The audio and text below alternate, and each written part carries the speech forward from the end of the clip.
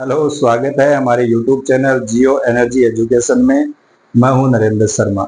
देखिए, आज अपन बात करेंगे कि भाई आज भारत है वो बंद है तो क्यों है, आखिर क्यों है भारत बंद आज। SC ST जो वर्गीकरण है, उपवर्गीकरण है, आरक्षण है, क्या है, किसके कारण यह आज भारत बंद हुआ है, सारी चर्चा इस वीडियो में अपन करेंगे। तो देखिए, आखिर क्यों है भारत बंद। सुप्रीम कोर्ट ने एक आदेश निकाला है, और वो आदेश क्या निकाला है कि जो SC और जो ST है, उन यानी अनुसूचित जाति और जो जनजाति है, उनका क्या होना चाहिए, उपवर्गीकरण होना चाहिए। सारी बातें समझ में आएगी जब पूरा वीडियो आप देखोगे। क्या होना चाहिए, उपवर्गीकरण, यानी सब कैटेगरी वाइज वो आगे बंटने चाहिए। तो ये क्या कर दिया, SC ST ने उपवर्गीकरण की बात है वो कह दी, और फैसला किसको सुना दिया, फैसला किसको दे दिया, राज्यों को दे दिया कि आपको अब क्या करना है, निर्णय लेना है। और दो शर्तें रख दी इसके ऊपर। पहली बात तो ये किसको दे दिया, राज्य सरकारों को, यानी राज्य सरकारों को सौंप दिया ये काम, और दो शर्तें रख दी। दो शर्तें क्या रखी है, दो शर्तें ये रखी है कि एक तो किसी भी जाति को, यानी कोई सी भी जो जाति है उसको आप 100% आरक्षण नहीं दोगे, ठीक है। और दूसरा, उसके पुख्ता सबूत आपके पास होने चाहिए। पुख्ता क्या होने चाहिए, सबूत होने चाहिए। यानी कई राज्य सरकारों में ऐसे लोग भी हैं जो मतलब जिसमें MP MLA अनुसूचित जाति जनजातियों से है, और वो कह दे या उसके दबाव में आकर कह दे कि भाई इस मतलब राज्य सरकार में इस फलानी जाति को ये इतना प्रतिशत आरक्षण है, तो वो भी नहीं होना चाहिए। और उसके पुख्ता सबूत होने चाहिए कि ये एक तरीके से पिछड़ापन है तो क्यों है। यानी हुआ क्या था कि जो ऐतिहासिक काल में जो पिछड़ेपन का जो मामला रहा है, यानी शुरुआत से ही अनुसूचित जो वर्ग है वो पिछड़ेपन का शिकार रहा है। तो उस पिछड़ेपन में भी, यानी अनुसूचित जो वर्ग है उसमें भी ऐसी बहुत सारी जातियां हैं जो आज भी उनको अपना हक नहीं मिल रहा है। आज भी वो समानता के भाव में या समानता की दृष्टि से उनको नहीं देखा जा रहा है ना। तो ही ये चीजें है वो आगे सुप्रीम कोर्ट लेकर के आती है। यानी अलग अलग चीजों के बारे में अपन यहाँ पर चर्चा करेंगे। देखिए, आरक्षण की बात कहां से स्टार्ट होती है, संविधान से ही स्टार्ट होती है। और संविधान में ये बात कही गई है, कौन से में कही गई है, अनुच्छेद में देखो, एक अनुच्छेद है 15(4) में। अनुच्छेद 15(4) ये हमारे मूल अधिकार है।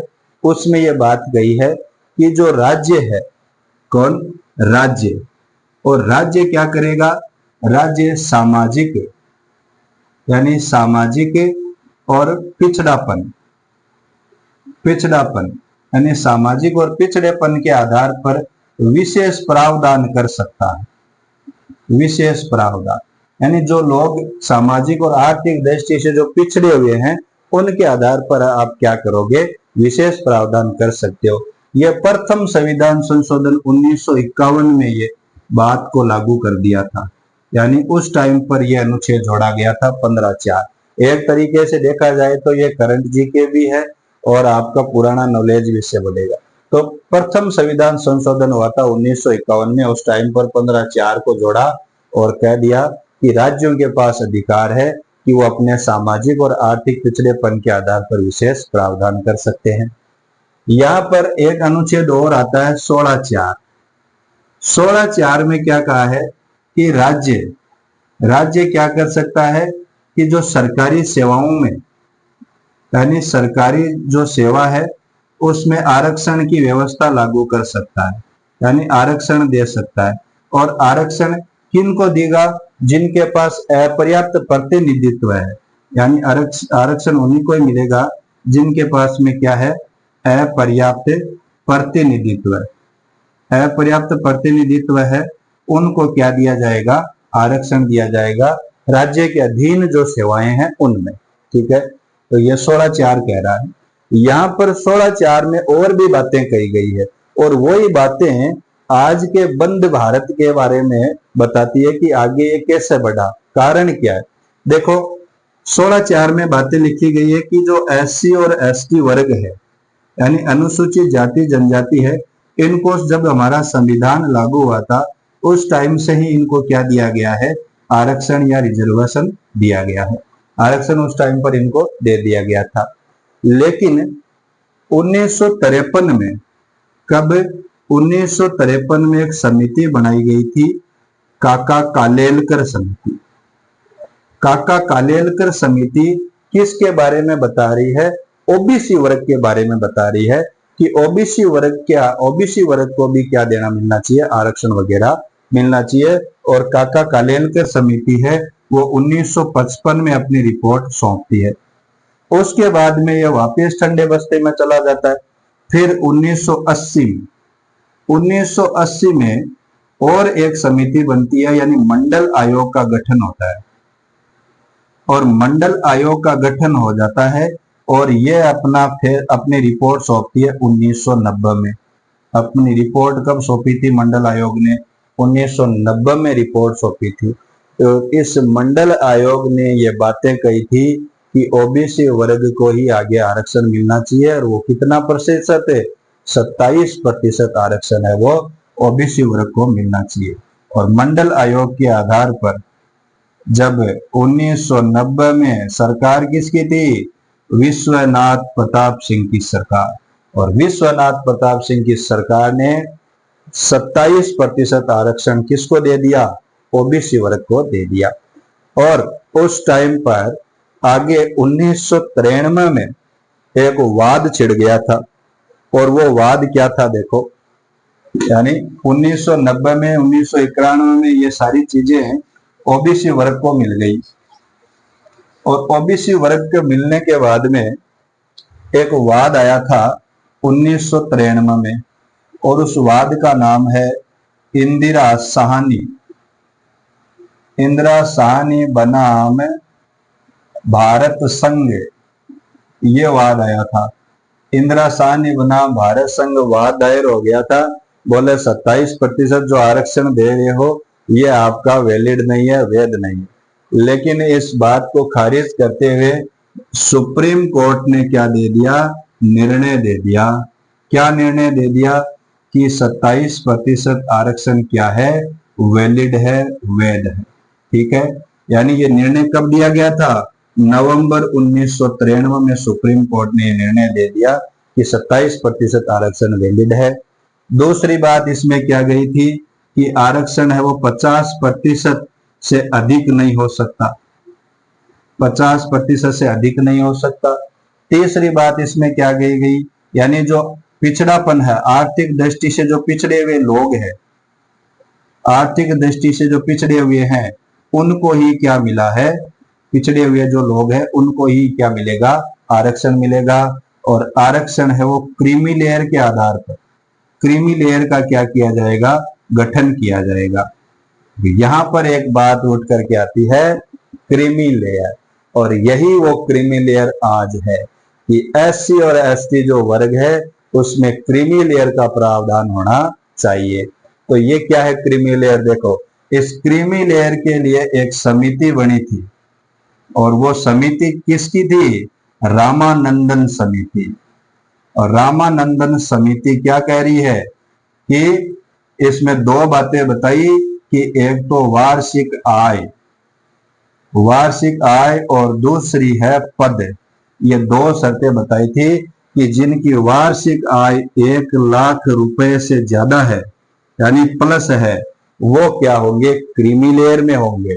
और जिनके पद यानी सरकारी सेवाओं में उच्च पद पर जो लोग हैं उनको भी किस में शामिल किया गया है, क्रीमी लेयर में शामिल किया गया है। तो ये बातें यहाँ पर भी लागू हो जाती है। कौन कौन सी, अब आज आय कौन सी हो गई, आय आज 8 लाख रुपए हो गई। तो यहाँ पर एक बात आ गई, और वो बात कौन सी है, क्रीमी लेयर। इस बात को लेकर के और संविधान की जो पीठ है, 7 जजों की जो पीठ है, उसने ये फैसला सुनाया था कि अनुसूचित जाति में भी, अनुसूचित जो वर्ग है उसमें भी क्या होना चाहिए, क्रीमी लेयर का प्रावधान होना चाहिए। तो 7 जज वाले जो पीठ थी उसमें 6-1 से ये प्रावधान को लागू कर दिया।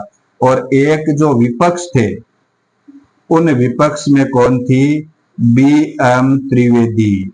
बी.एम. त्रिवेदी जी इनके विपक्ष में थी। बी.एम. त्रिवेदी जी कह रहे हैं कि ये लेडी है बी.एम. त्रिवेदी, ये कह रही है कि यहां पर आपने उल्लंघन किया है किसका? अनुच्छेद 341 का। तो आप कहोगे अनुच्छेद 341 क्या होता है? तो देखो, यानी बी.एम. त्रिवेदी जी कह रही है कि यहां पर उल्लंघन हो गया भाई, और उल्लंघन किसका किया है? अनुच्छेद 341 का। अनुच्छेद 341 क्या है? अनुच्छेद 341 ये है कि जो अनुसूचित जाति जनजाति है उनका निर्धारण कौन करेगा? यानी एससी और एसटी, एससी और एसटी का निर्धारण कौन करेगा? निर्धारण राष्ट्रपति करेंगी। और यहां पर आप क्या कर रहे हो? सुप्रीम कोर्ट क्या कर रही है? निर्धारण कर रही है। किसका निर्धारण कर रही है? जातियों का निर्धारण कर रही है।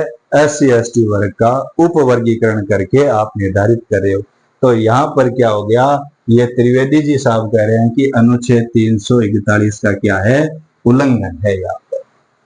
यहां पर सुप्रीम कोर्ट क्या कह रही है कि आपके पास 341 है तो हमारे पास भी अनुच्छेद 142 है।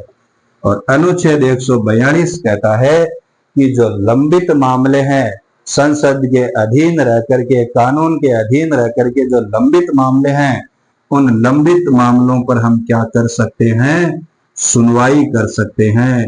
लंबित मामलों पर अपने आदेश जारी कर सकते हैं।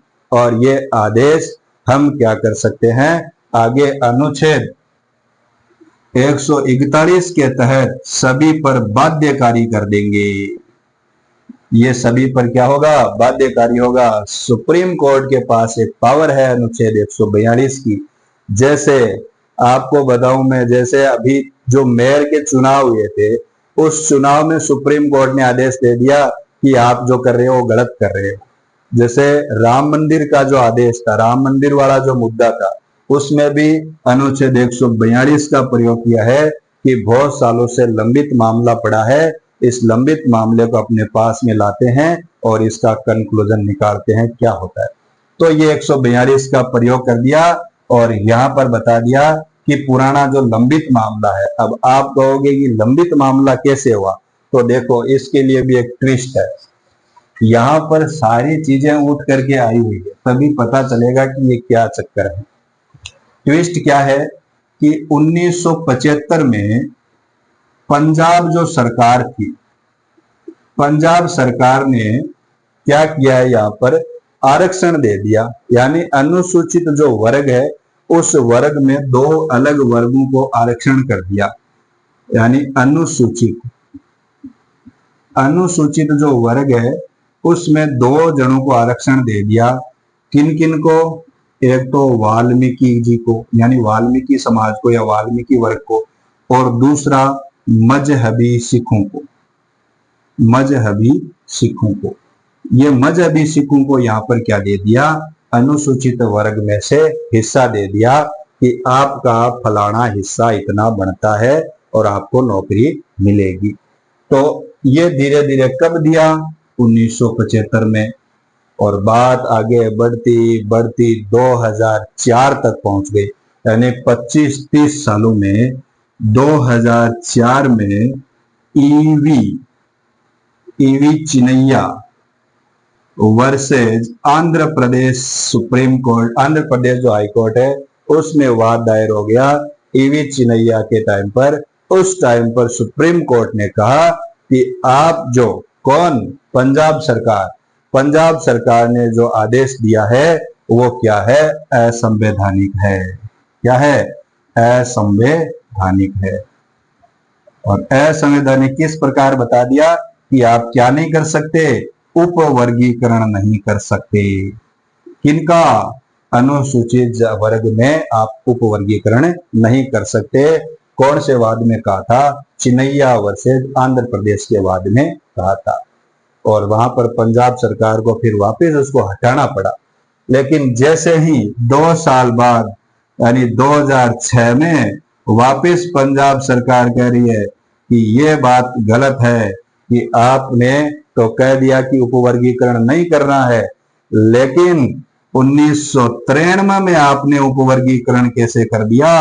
1993 में जो ओबीसी में क्रीमी लेयर लागू किया था वो क्यों कर दिया, उसके बारे में मुझे बताओ।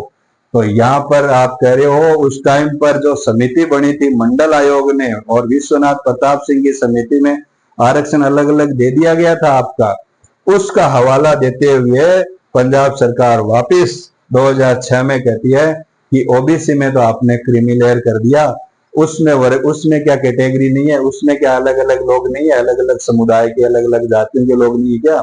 तो यहाँ पर इस फैसले को वापस क्या रख लिया, सुरक्षित रख लिया। और वापस सुप्रीम कोर्ट कब? 2020 में वापस सुप्रीम कोर्ट क्या करती है? 2020 में इस मामले को लेकर के आती है और अनुच्छेद 142 का प्रयोग करती है। कब? 2020 में। और 2020 में अलग अलग उन्होंने बताया था कि जो ये क्रीमी लेयर वाला प्रावधान है इसके ऊपर आगे चर्चा करेंगे। फैसला है वो क्या रख लिया? सुरक्षित रख लिया। और 2024 में यानी अगस्त 2024 में इस बात को निकाल करके बाहर ले आए और राज्य सरकारों को सौंप दिया। क्या सौंप दिया? कि अनुसूचित जो वर्ग है, अनुसूचित वर्ग में भी क्या होगा? उपवर्गीकरण हो सकता, ये राज्यों के ऊपर निर्णय दे दिया। तो इस तरीके से ये चीजें है वो निकल करके आई है। तो आज वो यही कारण है कि अनुसूचित जो जाति वर्ग है वो समुदाय भारत बंद का आह्वान कर रहा है। वो कह रहा है कि इसमें क्या नहीं होना चाहिए, उपवर्गीकरण नहीं होना चाहिए। यहाँ पर एक जस्टिस है, जस्टिस साहब है, उनका क्या नाम है? जस्टिस साहब पंकज मित्तल साहब है। पंकज मित्तल साहब क्या कह रहे हैं? पंकज मित्तल साहब कह रहे हैं कि अगर एक पीढ़ी को आरक्षण मिलकर के और वो हाई लेवल तक पहुंच चुकी है तो नीचे की पीढ़ियां हैं उनको आरक्षण का लाभ नहीं होना चाहिए, उनको आरक्षण का लाभ नहीं मिलना चाहिए। आरक्षण किसके लिए दिया जाता है? समानता के लिए, बराबरी के लिए आरक्षण मिल रहा है। जब आपकी पीढ़ी आगे बढ़ चुकी है, ऊपर तक आप पहुंच चुके हो, हाई लेवल तक आप पहुंच चुके हो, आपका स्टैंडर्ड A1 क्वालिटी का हो गया है, तो आपको आरक्षण नहीं मिलना चाहिए। इस तरीके से ये जस्टिस पंकज मित्तल साहब भी एक बात कह रहे हैं। तो ये सारी चीजें क्या है, इसी चीजों को लेकर के आज भारत बंद का आह्वान किया गया है कि इस तरीके से इसमें वर्गीकरण नहीं होना चाहिए। जब ओबीसी वर्ग में क्रीमी लेयर का प्रावधान लागू हो गया तो ये भी इसमें आगे प्रावधान का बारे में बातें कर दी है। तो ये इस तरीके से है, यानी भारत बंद का जो आह्वान है वो चल रहा है और ये एक तरीके से मतलब अहिंसात्मक है और सभी भाईचारे से रहे, हम यही देखते हैं। क्योंकि देखो जो भी सुप्रीम कोर्ट आदेश निकालती है उसमें सरकारें अपनी राजनीतिक रोटियां सेकती है, सीधी सी कहानी यही है। अपने को भाईचारे के हिसाब से रहना है, ठीक है।